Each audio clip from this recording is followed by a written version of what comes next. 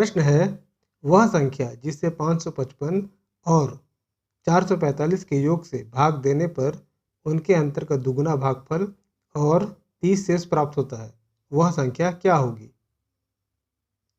प्रश्न को समझते हैं।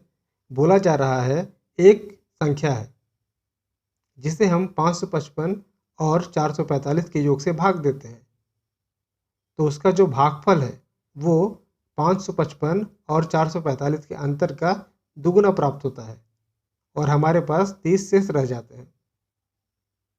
आइए इस प्रश्न का हल देखते हैं।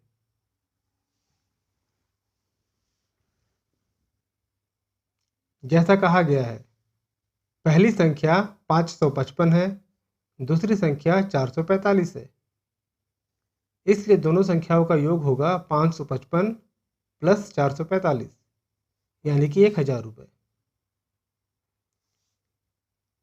क्योंकि दोनों संख्याओं का अंतर 555 माइनस 445 बराबर 110 रुपये आएंगे। क्योंकि प्रश्न में कहा गया है कि एक संख्या है जिसे हम दोनों संख्याओं के योग यानी कि 1000 से भाग देते हैं, तो उसका भागफल दोनों संख्याओं के अंतर यानी कि 110 का दुगुना प्राप्त होता है। इसलिए भागफल दोनों संख्याओं के अंतर का दुगुना होगा, यानी 2 गुणे 110।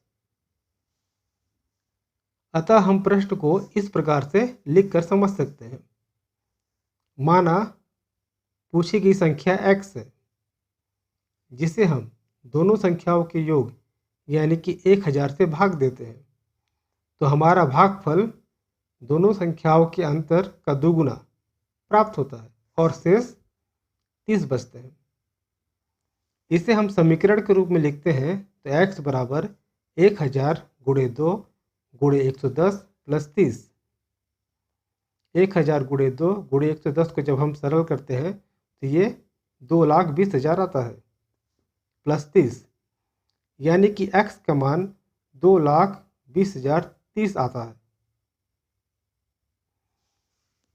अतः देखें, इस प्रश्न का जो हल होगा वो ऑप्शन नंबर ए 2,20,030 होगा।